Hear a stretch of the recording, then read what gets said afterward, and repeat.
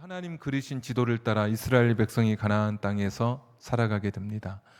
성읍에 각기 제비뽑기를 통해서 분배받은 땅에서 살아가게 되는데 정확한 숫자는 알 수 없지만 350개에서 400개 정도 되는 성읍에 성으로 둘러싸여 있는 작은 마을에서 350개에서 400개 정도 되는 마을에 12지파가 흩어져서 살아가게 됩니다.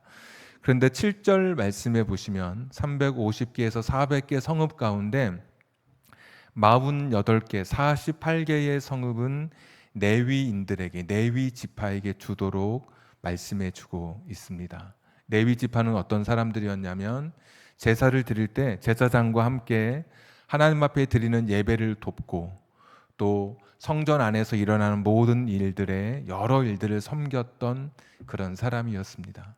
그러니까 하나님의 은혜를 사람들에게 보여주고 또 사람들이 바르게 제사 드릴 수 있도록 그 역할을 감당했던 사람들이 레위인이었습니다.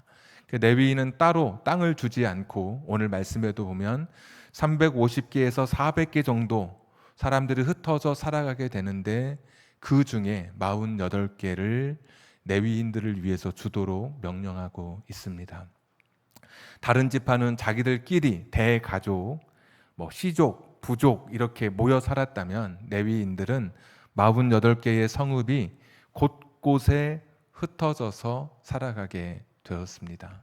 아마도 하나님께서 이렇게 명령하신 이유는 레위 지파가 가지고 있었던 하나님에 대한 그 사랑, 또 하나님에 대한 그 뜨거움, 하나님에 대해서 더 많이 느끼게 되는 그런 은혜를 자기들만 간직하지 않고 주변의 다른 지파와 함께 나누도록 하나님께서 명령하신 것 같습니다. 레위인은 사람들이 제사 드리러 올 때 하나님 앞에 감격해서 자신의 죄 용서받고 드리는 감격의 눈물을 옆에서 누구보다도 가장 가까이 많이 지켜보는 사람일 테니 그 하나님에 대한 은혜 또 인간이 가져야 할 바른 태도에 대해서 레위 지파만 가지고 있는 것이 아니라 350개, 400개 성읍에 흩어져서 각기 그 속에서 하나님의 은혜를 보여주고 사람들을 바른 길로 인도할 수 있도록 레위 지파를 곳곳에 나누어서 이렇게 하나님께서 살아가게 하신 것을 볼 수 있습니다. 이 이스라엘의 가나안 땅은 하나님 나라의 모형이라고 말씀드렸는데 어쩌면 이 레위 지파의 이야기는 오늘날 우리 교회의 정체성에 대해서도 말씀해 주시는 것 같습니다. 리처드 디버라고 하는 사람이 그리스도와 문화라고 하는 하나의 소책자를 썼습니다. 거기에 보면 교회와 세상, 세상과 교회에 대한 5개의 관점을 이야기하는데 그 관점의 첫 번째는 against, 교회와 세상은 서로 대항하는, 대립하는 그런 관계다. 이렇게 교회와 세상을 바라보는 관점이 있다고 말하고 있습니다. 그러니까 교회와 세상은 서로 합할래야 합할 수 없는 그런 존재. 그래서 교회는 세상을 철저히 무시하고 세상으로부터 수도원처럼 분리하고 세상의 모든 문물을 멀리하는 미국의 아미시 공동체처럼 세상의 현대 이기를 전부 다 거부하는, 그러니까 세상의 모든 것은 악한 것으로 취급하면서 그렇게 교회가 세상을 대하는 어게인스트의 첫 번째 태도가 있는가 하면 두 번째 또 관점은 어버브라고 해서 교회가 세상보다 훨씬 더 높은 위치에 있다. 세상을 초월하는 존재다. 교회는 교회의 법이 세상의 법보다 더 탁월하고 더 높다. 교회의 윤리가 세상의 윤리보다 훨씬 더 높은 위치에 있다라고 하면서 세상이 오히려 교회를 통해서 완성되어 가는 세상을 굉장히 하부 구조로 보는 그런 교회가 가지고 있는 그런 어버브의 태도가 있고, 어부라고 해서 세상 속의 교회 이런 표현으로 우리가 설명할 수 있을 텐데 이 세상 속의 교회가 같이 조화를 이룰 수 있다. 교회가 세상 속에서 같이 양보할 것 양보하고 취할 것은 취하면서 같은 아주 좋은 하모니를 이룰 수 있다라고 하는 태도도 있습니다. 굉장히 좋아 보이지만 잘못하면 교회의 정체성을 잃어버릴 수도 있는 위험이 있습니다. 네 번째가 패러독스라고 해서 교회와 세상은 좀 역설적인 관계다. 좀 긴장 관계에 있다. 대립하지도 않고 누가 높거나 누가 낮지도 않고, 그런데도 서로 각자 서로의 존재를 인정해야 하는, 서로 발전해야 하는 그런 관계다. 이게 참 긴장 관계, 뭐로 설명할 수 없는 그런 특별한 관계다. 이렇게 이 세상과 교회를 보는 관점이 있고, 마지막 관점이 트랜스포머라고 해서 이 세상을 변화시키는 변혁자로서의 교회. 그 책에는 이제 문화를 변화시키는 그리스도인, 이 세상을 변화시키는 그리스도라고 표현하고 있는데, 이 세상을 변화시키는 교회로서의 그 역할을 5번째 관점으로 말하는데, 이 책의 결론은 5번째 관점이 가장 합리적이고 이상적인 그런 관점이라고 설명하고 있습니다. 그러니까 세상과 교회는 어떤 관계여야 하냐면, 우리가 세상을 대해서 악하다고 그냥 세상을 그렇게 전락시키거나, 또 교회가 훨씬 높다고 그래서 세상을 무시하는 것도 아니고, 또 세상 속에 내가 들어가서 동화되는 것도 아니고, 세상과 교회의 관계가 그냥 어정쩡한 그런 관계도 아니고, 내가 세상 속에 빛으로 소금으로 어둠 속에 빛을 비추고 맛이 없는 곳에 맛을 낼 수 있는, 나의 존재감을 드러낼 수 있는, 세상을 변화시키는 그런 사람, 그런 그리스도인이 진정한 세상과 교회의 가장 아름다운 모델이다라고 하는 그런 책입니다. 오늘 레위 지파 이야기를 통해서 아마 리처드 니버라는 사람은 분명 오늘 민수기 35장에 나오는 이 레위 지파를 통해서 분명 그 영감을 얻게 되었을 것입니다. 레위 지파는 자기들끼리 자기들만의 리그를 만들어서 자기들끼리 페스티벌을 하고 자기들끼리 무슨 간증을 하고 이런 것에 그치지 않고 세상 속에서 그 영향력을 드러내며 살아가는 그런 사람들이었습니다. 교회가 바로 그런 것입니다. 우리가 그런 존재입니다. 우리가 교회에서 서로 목사님, 권사님, 장로님, 집사님 하면서 교회 안에서 사람들에게 거룩한 옷처럼 보여지는 그런 옷과 그러한 얼굴의 웃음과 그러한 성품을 우리끼리 나누고 공유하는 것이 아니라 세상에 나가서, 이 세상에 나가서 내가 보여주며 살아가는 것입니다. 그래서 교회가 가로등의 불빛을, 시골 같은 데 어두울 때는 교회가 자기 돈을 들여서 그 가로등 많지 않을 때 교회의 불을 환히 켜서 교회 앞을 지나가는, 직장에서 늦게 퇴근하고 시골길 걸어가는 사람들에게 빛을 비추는 그런 역할도 하고, 더울 때는 시원한 생수를 한 병씩 주면서 그들의 가란 목을 축일 수 있도록 그런 기회를 제공하기도 하고, 또 어떤 교회는 여유가 있으면 주차장을 또 사람들에게 개방하기도 하고, 또 우리처럼 전도대에서 쓰레기 종량제 봉투를 붙여서 그들의 마음을 또 움직일 수 있도록 좀 그렇게 하기도 하고. 근데 이게 전부가 아니라 우리는 다른 모습을 보여줘야 하는 것이죠. 교회 다니는 사람은 참 다르다. 똑같은 상황에서 다르게 행동하는 것이죠. 어려운 상황일수록 그 사람의 진면목을 알 수 있다고 하죠. 진짜 힘든 상황일수록 그 사람의 성품이 드러나게 됩니다. 그때 다른 모습을 보여주는 것입니다. 돈에 대해서 다른 가치관, 자녀를 교육하는데 다른 태도를 보여줄 때 세상 사람들이 감동하게 됩니다. 말씀드렸던 것처럼 제가 11시에 안 보이면 어디가 있다고 그랬죠? 도봉산. 도봉산에 가면, 지금 도봉산역 앞에 가면 11시쯤 되면 똑같이 가방 메고 우리는 교회로 오고, 어떤 사람은 가방 메고 도봉산 올라가려고 그 횡단보도에 말할 수 없이 엄청나게 수많은 사람이 지나간다. 깜짝 놀란다고 하더라고요. 꼭 일본의 시부야 그 교차로를 지나가는 것 같은 그런 느낌이 들 정도인가 보죠. 굉장히 수많은 사람들이 지나간다. 한번 보고 싶어요. 근데 저한테 그걸 전해준 분은 봤나 봐요, 직접. 네. 그런 모습으로는 세상을 변화시킬 수 없죠. 오늘 하나님께서는 레위 지파에게 350개, 400개 성읍의 곳곳에 각기 지파별로 레위 지파에게 땅을 주도록 되어 있거든요. 말씀 읽어보시면 그곳에서 참된 하나님을 믿는 사람이 어떤 사람이어야 되는지, 어떤 길을 걸어야 하는지를 보여주도록 명령하고 있는 것입니다. 우리 교회가 지향하는 바고, 우리 교회가 기도하고 소원하는 바, 우리가 각자가 세상에서 하나님을 믿는 사람으로 여러분의 존재가 드러나기를 주님의 이름으로 축복합니다. 자, 그런데 13절 말씀 보시면 너희가 줄 성읍 중에 6을 도피성이 되게 하라 그랬습니다. 아까 350개 400개 중에 48개를 레위 지파에게 주고 그 중에 6개 48개 중에 6개는 또 특별한 장소로 그렇게 하나님께서 명령하고 있습니다. 그 6개 48개 중에 6개는 도피성, 좀 말이 어렵지만 피난처가 되게 하라라는 말씀입니다. 어떤 사람이 도피성, 피난처를 이용할 수 있었느냐? 고의로 살인한 사람은 피난처에 들어갈 수가 없었습니다. 내가 누군가를 고의로 살인했다고 하면 만약에 도피성으로 그가 도피했다 할지라도 그가 고의로 살인한 것이 재판을 통해서 드러나게 되면 이 사람은 추방당하게 되고, 추방당하면 내가 살인한 그 피해자의 가족으로부터 죽임을 당하던 그런 때였습니다.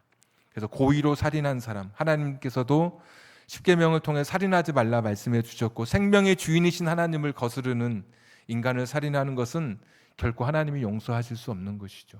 무엇보다도 인간을 살인한 사람을 도피성에서 내쫓는 것은, 고의로 살인한 사람을 내쫓는 것은 고의로 누군가에게 내 가족이 피해를 입었다면 아마 잠들지 못할 겁니다. 그 분함, 그 원수 갚고 싶은 그 보복감 때문에 하나님께서는 내 가족의 아픔과 슬픔을 헤아려 주시는 그런 분이십니다. 그러니까 보복을 장려하시는 게 아니라 내가 누군가로부터 우리 가족이 살해당했다면, 고의로 살해당했다면 하나님께서는 그 사람의 원수를 갚도록 이 피해자의 가족에게 길을 열어주십니다. 그것은 하나님께서 살해당한 사람의 그 아픔과 그 가족의 슬픔을 동참해 주시는 그런 분이시니까. 조금 말씀 더 보시면 16절에 철 연장으로 사람을 쳐 죽인 것은 고의로 이건 죽인 거다. 이거는 들어올 수 없다. 반드시 죽여라. 17절 죽일 만한 돌을 손에 들고 사람을 쳐 죽이면 이 사람도 고의로 살인한 자니까 이 사람도 못 들어온다. 죽여라. 18절 나무 연장을 손에 들고 사람을 쳐 죽이면 이 사람도 못 들어온다. 그래서 철과 돌과 나무로 연장을 가져서 사람의 몸을 해해서 죽게 하면 고의 살인이니까 이 사람은 절대로 들어올 수 없다. 그뿐만 아닙니다. 20절 미워하는 마음을 가지고 싸우다가 그 사람을 죽이면, 21절 악이 나쁜 마음을 가지고 싸우다가 그 사람을 죽게 하면 이 사람도 고의 살인에 해당한다. 이 사람도 결코 들어올 수 없다라고 말씀하고 있습니다. 똑같죠? 칼만, 연장만, 철, 돌, 나무만 하나님께서 고의 살인으로 취급하는 것이 아니라 마음으로 내가 누군가를 미워하는 마음, 내가 나쁜 마음을 가지고 그 사람을 밀쳤다가 그 사람이 실수로 넘어져서 그냥 뒷걸음질 치다가 넘어져서 죽는 경우가 있지만, 하나님께서는 그 마음을 보시고 미워하는 마음, 악한 마음을 갖고 있다면 이것도 고의적 살인이라고 보고 있으신 것입니다. 사실 칼보다 펜이 강하다는 말이 있지만 칼보다 더 강하고 펜보다 더 강한 것이 말입니다. 칼은 몸을 베지만 말은 사람의 마음을 뱁니다. 칼에 베인 상처는 시간이 지르면 아물게 되어 있습니다. 제 경험상, 또 많은 분들과 대화해 본 경험상 말의 상처는 쉽게 아물어지지 않습니다. 다시 그 상처가 벌어지고 다시 그 상처가 다시 돋아나면서 인생을 고통스럽게 하게 하는 것이죠. 하나님은 이것은 고의 살인이다. 들어오지 못한다. 어떤 사람이 들어오느냐? 우리가 아까 읽었지만 부지 중에 오늘 성경에 보면 그냥 어떻게 하다 보니까 실제로 신명기 말씀에 보면 나무하다가 도끼날이 빠져가지고 사람이 죽는 경우도 있죠. 그런 경우 나중에 재판을 통해서 다 밝혀지게 되지만 정말 고의인지 비고의인지 부지 중인지 확인하게 되지만, 이런 경우 정말 좀 어떻게 하다가 이렇게 밀었는데 아까 말씀드렸던 뒷걸음질 치다가 돌에 걸려 넘어져서 사람이 죽거나, 실수로 어떻게 지나가다 사람을 툭 쳤는데 그 사람이 어디 천길 낭떠러지로 떨어져서 죽게 되거나, 하나님께서 그 사람의 생명을 보호해 주십니다. 만약에 그런 실수까지도 보복하도록 놔두면 그곳에는 피로 가득한 땅이 될 터이니까, 인간의 본성을 제어하도록 실수로 한 것이라면 그 사람이 그 도피성에서 자기의 그런 죄된 마음, 미안한 마음, 회개의 마음을 가지고 살아갈 수 있도록 그가 살아있는 동안 도피성에서 머물면서 자신의 과오를 반성하는 유배의 형벌을 하나님께서 이제 허락해 주십니다. 32절에 보시면 언제까지 있느냐? 대제사장이 죽을 때까지 있습니다. 대제사장이 죽으면, 대제사장은 원래 사람들의 죄 문제를 가지고 하나님 앞에 제사로 나아가던 사람이었기 때문에 대제사장이 죽으면 그때 자기 고향으로 돌아갈 수 있었습니다. 그 전까지는 그냥 자기 고향을 떠나서 도피성으로 달려왔을 때 여러분 어떨까요? 누군가를 죽인 그 미안한 죄책감도 가지고 있고, 다시는 사랑하는 가족을 보지 못하는 안타까운 마음도 있고, 여러 마음이 교차하고 있다가 대제사장이 죽으면, 언제 죽을지 모르지만 그때 비로소 자기 고향으로 돌아가게 됩니다. 교도소에 오래 머물렀던 사람이 자유의 몸을 얻듯이 비로소 자유의 몸으로 고향에 돌아가게 되는 것이죠. 이 도피성이 오늘날 교회와 같습니다. 교회는 어떤 곳이냐? 레위 지파 사람들이 모여 있는 것처럼 세상에 하나님의 살아계심을 드러내고 사람들을 바른 길로 인도하는 곳이고, 교회는 어떤 곳이냐? 오늘 도피성과 같은 곳입니다. 이곳에 와서 나의 죄를 씻고 나의 죄가 용서받는 것이 교회입니다. 교회에서 여러 가지 일을 할 수 있습니다. 옛날에는 교회에서 공부도 가르쳤고, 학력, 무학력자가 많을 때 교회에서 야학을 하면서 한글도 가르치고, 또 요즘에는 교회에서 많이 이제 문화센터가 활발하게 되면서 많이 없어졌지만 뭐 종이접기도 가르쳐주고 무슨 음악 연주하는 것도 가르쳐주고, 교회에서 많은 것을 배울 수 있습니다. 그런데 기초적으로, 기본적으로 교회는 어떤 곳이냐? 하나님이 자신의 죄를 씻을 수 있는 유일한 기관으로 그때 도피성을 6개 허락해 주셨던 것처럼, 교회는 자신의 죄를, 인간의 죄를 해결받을 수 있고 죄를 씻을 수 있는 유일한 기관으로 하나님께서 허락해 주신 곳입니다. 교회에 와서는 무엇을 하느냐? 다른 거 다 하는 것도 좋습니다. 성경 공부하고, 여기 물을 떠오시는 분은 물 떠오는 것도 좋고, 뭐 다 여러 가지 여러분의 관심사를 따라 교회에서 다 할 수 있지만, 교회에 와서는 뭐 하는 곳이냐? 나의 죄를 날마다 씻고 하나님 앞에 나의 몸을 정결케 하는 곳이 바로 교회입니다. 세상에 살다가 도피성, 피난처 대신 주님 품에 나와서 이곳에 나 자신을 늘 십자가 앞에 쳐서 자기 자신을 복종시키는 곳이 교회입니다. 다른 사람에게는 관대하면서도 나에게는 더 엄격해야 하는 곳이 교회입니다. 다른 사람의 티를 보면 그것이 나의 전부가 아니라 내 눈에 들보가 보이도록 하나님 앞에 내 자신이 영적으로 민감해지는 곳이 바로 교회입니다.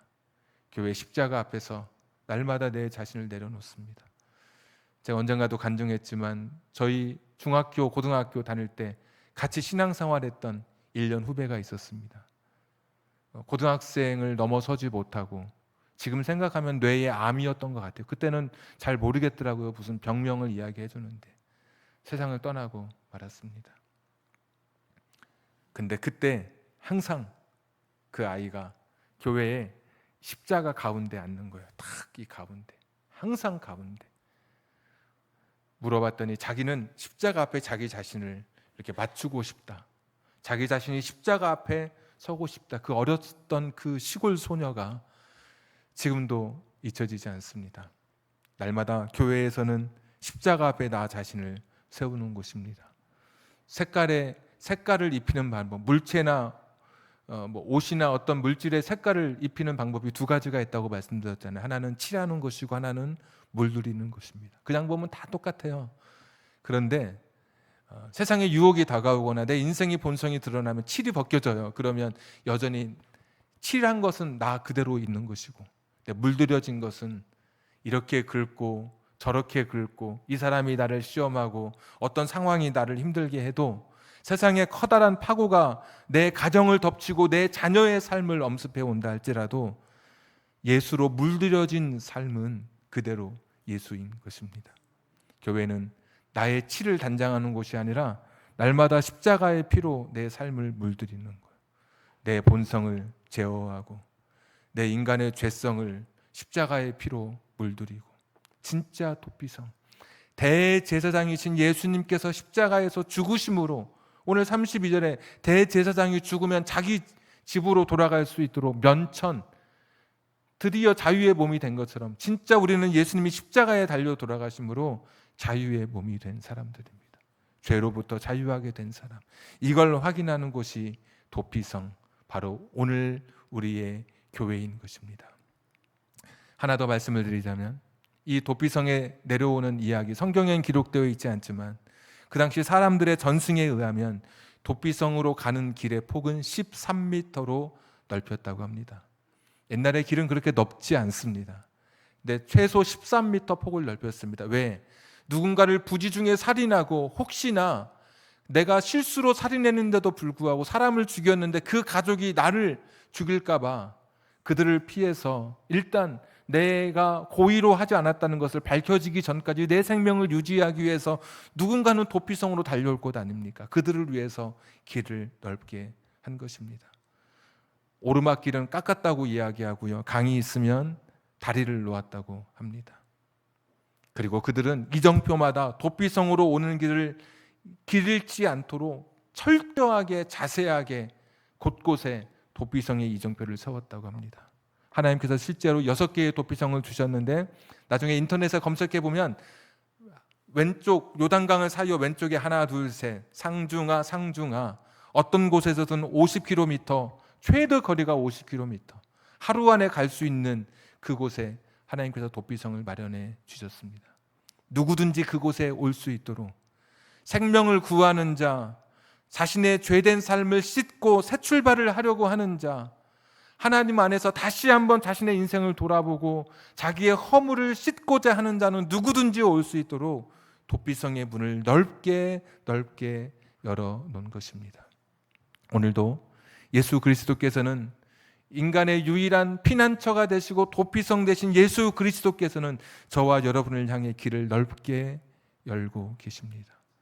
누구든지 달려와서 그곳에서 영생을 얻고 그곳에서 자신의 죄 문제를 해결받을 수 있도록 주님께서는 지금도 이 세상의 수많은 죄와 허물 속에 도피성 밖에서 죽어가는 사람들을 향해서 길을 넓게 열고 지금도 저와 여러분을 기다리고 계십니다. 도피성 밖에는 죽음입니다. 나중에 민수기 35장 다 읽어보십시오.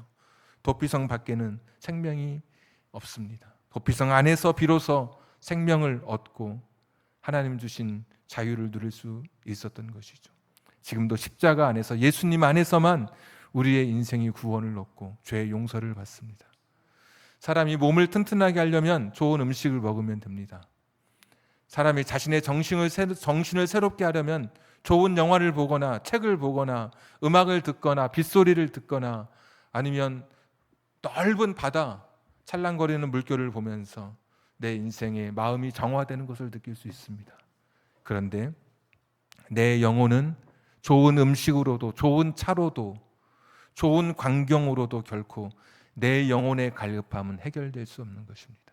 오직 예수의 십자가만이 나를 살게 하는 것이고 내 영혼을 살리는 것입니다. 오직 예수님만이 찰나 같은 내 인생에 그 짧은 내 인생의 의미를 부여하게 되는 것입니다. 전도서 1장 2장에 보시면 솔로몬이 3가지 정상에 오릅니다. 첫 번째 정상은 지식의 정상에 올랐습니다. 3000개의 잠언을 쓰고 1005개의 시편을 기록했습니다. 동물과 식물에 대해서 모르는 게 없었다고 말합니다. 그 사람. 뭐 물어보면 이 나무는 뭐야? 이름도 알고 언제 꽃이 피고 언제 어떻게 되는지 너무나 잘 알았던 그런 사람. 두 번째로 그는 쾌락의 절정에 섰던 사람입니다. 전도서 1장 2장 보시면 자기 눈으로 볼 때 하고 싶다 해서 안 한 게 하나도 없다고, 자기 마음에 이것 좀 했으면 좋겠는데 거침없이 다 해봤던 사람입니다. 수많은 여인도 품어봤던 사람이었고 돈의 절정에 섰던 사람입니다. 돈도 얼마나 많았던지 단단해야 될 방패로 금으로 방패를 만들어서 그렇게 돈 자랑을 하던 사람이었습니다. 전도서에 38번 헤벨이라는 단어가 나오는데 이슬, 연기, 입김 이런 뜻입니다. 헛되다라는 것입니다. 입김 불었는데 없어집니다. 연기 있었는데 없어집니다. 이슬 있었는데 없어집니다. 거울 있었는데 깨지는 순간 실상은 사라지고 맙니다. 그가 가졌던 모든 것 다 누리고 다 해봤습니다. 인생의 마지막 자기 삶을 관조해 볼 때 헤벨이다 헤벨. 헛되다 아무것도 없다. 인생이 참 별거 없구나. 지금 30대 자신만만하실 수 있습니다. 40대, 50대 점점 그 용기를 아마 잃게 될걸요. 시간이 지날수록 내가 할 수 있는 일보다 내가 할 수 없는 일이 훨씬 많다는 것을 점점 시간이 갈수록 깨닫게 될 것입니다. 60, 70, 80이 될수록 그 전에 내가 가졌던 꿈도, 내가 가졌던 목표도, 내가 쥐었던 것들도, 내가 누려봤던 모든 것들도 아무것도 아닌 정말 일장춘몽과도 같은 것임을 시간이 지나면 지날수록 알게 될 것입니다. 그런데 인생을 의미 있게 하는 분 오직 예수 그리스도이십니다. 도피성에서 갈보리로, 예수님이 십자가 계신 그 갈보리로 갈 때 내 인생이 참 의미를 얻게 됩니다. 한 줌 흙으로 사라지는 것 같지만 가을 낙엽이 떨어지고 겨울이 되면 모든 것이 죽은 것 같아도 봄이 되면, 부활의 봄이 되면 싹이 트게 됩니다. 내 인생 한 줌 흙으로 사람들 손에 땅에 묻히고 어디 돌관에 들어간다 할지라도 부활의 날, 그 부활의 밤에, 부활의 봄에 예수님과 함께 다시 살아갈 소망이 있는 것입니다. 예수 외에는 우리를 구원할 유일한 다른 방법이 없습니다. 여러분이 세상에 나가서는 레위 지파처럼 멋지게 사십시오. 참 교회 다니는 사람은 다르긴 다르다. 태도가 다르고 말의 어톤이 다르고 삶의 양식이 다른 정말 멋지고 세련된 삶을, 그리스도인답은 세련된 삶을 살아가십시오. 교회에서는 철저하게 자기 자신을 바라보고 내가 이곳에서 나의 죄를 씻고 십자가 앞에서 날마다 나 자신을 바라보면서 내 자신이 그리스도의 피로 물들여지는 삶을 살아가십시오. 아직도 밖에 있는 분이 있다면, 도피성 밖에 아직도 그 크고 넓으신 예수 그리스도의 품에 아직 오지 못한 분이 계시다면 지금도 기다리고 계십니다. 여러분의 인생이 다 끝나는 그날, 그래도 내 인생 후회 없이 살도록 내 삶에 의미를 주시고 미래를 주시고 영생을 주실 예수 그리스도가 여러분을 지금도 기다리고 계십니다. 그분으로 성큼성큼 걸어오시게 되길 주님의 이름으로 축복합니다. 우리 찬송 같이 부르고 기도하겠습니다. 찬송가 269장 찬송입니다.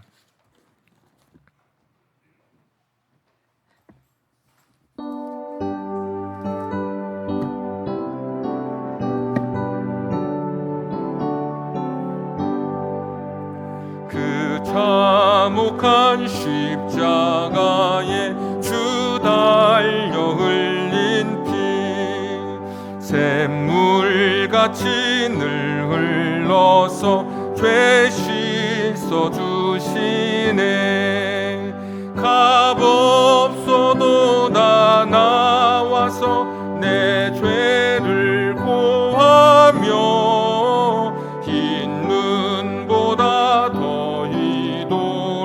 참성결 얻으리.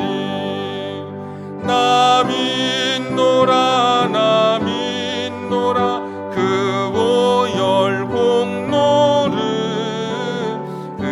없어도 피 흘리사 날 구원하셨네.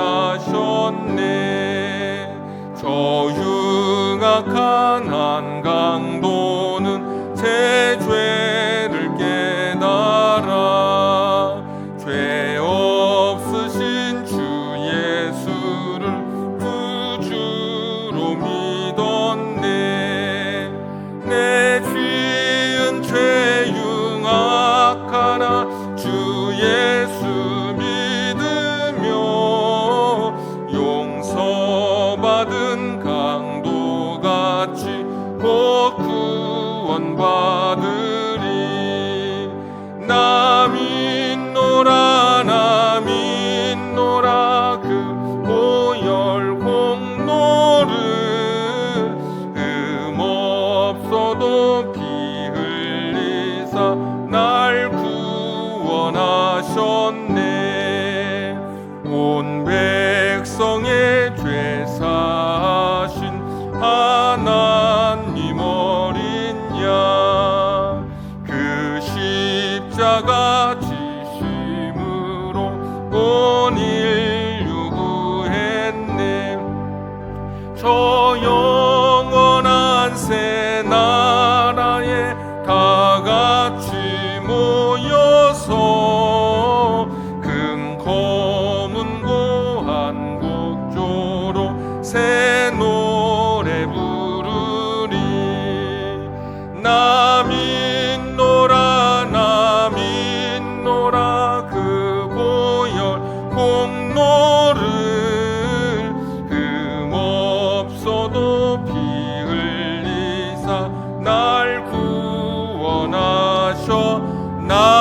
믿노라 나 믿노라 나 믿노라 그 보혈 공로를 흠 없어도 피 흘리사 날 구원. 한 번 더 고백하겠습니다. 나 믿노라 나 믿노라 나 믿노라 그 보혈 공로 없어도 피 흘리사 나 믿음의 고백으로 나 믿노라 나 믿노라 나 믿노라 그 보혈 공로를 흠 없어도 피 흘리사 날 구원하셨네. 지금도 도피성 밖에 지금도 머뭇거리고 있다면 죽음의 사자가 여러분을 덮치기 전에 피난처 되신 예수님 품으로 달려오십시오. 짧은 인생, 내 인생을 가장 의미 있게 하시고 내 삶을 진정한 삶의 가치로 내 인생을 변화시켜 주실 예수님께로 달려오십시오. 인간은 불완전하지만 완전하신 주님이십니다. 인간은 유한하지만 영원하신 주님이십니다. 인간은 후회하지만 실수가 없으신 하나님께로 달려오십시오. 달려오신 분이 계시다면 여기서는 나를 바라보는 것입니다. 예수로 칠하는 곳이 아니라 예수로 물들여지는 곳이 교회입니다. 그리고 세상에 나가서 다른 삶을 보여주는 것, 이것이 그리스도인입니다. 이것이야말로 세상을 변화시키는 하나님의 사람입니다. 내게 주어진 말씀의 기도 제목을 붙들고 한 2분 정도 같이 기도하겠습니다. 거룩하시고 자비로우신 아버지 하나님, 오늘도 주 앞에 서게 해주신 것을 빌고 원합니다. 하나님 말씀을 붙들고 다시 한번 엎드립니다. 여호와 자비로우신 아버지 하나님의 긍휼히 여겨주시기를 빌고 원합니다. 하나님 아버지여 도우시기를 빌고 원합니다. 아버지 하나님 인도해 주시기를 빌고 원합니다. 아버지 하나님여 도와주시기를 빌고 원합니다. 하나님 아버지 불쌍히 여겨주시옵소서. 하나님 다시 한번 주님의 말씀을 붙들고 살아가는 인생들 되게 하여 주시옵소서. 하나님 말씀에 붙들린 삶 되게 하여 주시옵소서. 아직도 예수님께 달려오지 못한 사람이 있다면 저가 예수님께로 나아오게 하여 주시옵소서. 주님을 만나게 하여 주시옵소서. 십자가 앞에서 내 인생이 물들여지게 하여 주시옵소서. 십자가 앞에서 내 인생이 물들여지게 하여 주시옵소서. 십자가 앞에서 내 인생이 물들여지게 하여 주시옵소서. 전능하시고 자비로우신 아버지 하나님이여, 내 가슴을 치며 기도하오니 변화된 삶을 살아가게 하여 주시옵소서. 달려오게 하여 주시옵소서. 주님을 향해 달려가는 인생 되게 하여 주시기를 주님 간절히 빌고 원합니다. 주님 간절히 빌고 원합니다. 주님 불쌍히 여겨주시기를 빌고 원합니다. 주님 도우시옵소서. 주님의 십자가 앞에 설 수 있는 우리 인생들 되게 해 주시기를 빌고 원합니다. 주님 긍휼히 여겨주시옵소서. 주님 긍휼히 여겨주시옵소서. 나 믿노라 나 믿노라 나 믿노라 그 보혈 공로를 흠 없어도 피 흘리사 날 구원하셨네.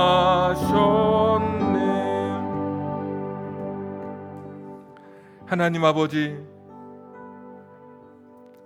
인생의 겨울이 오기 전에 봄과 같은 시간, 여름과 같은 시간, 내가 살아온 결실을 먹는 가을의 시간이라 할지라도 결코 자신을 과신하거나 교만하거나 자만하지 않도록, 여전히 내가 도피성 밖에 있다면 여전히 내가 피난처 밖에 내 위치가 그곳에 어딘가에 머물러 있다면, 이 세상의 성공과 빛나는 업적에도 불구하고 여전히 나는 이 세상에서 끝날 인생인 것을 깨닫게 해 주시옵소서.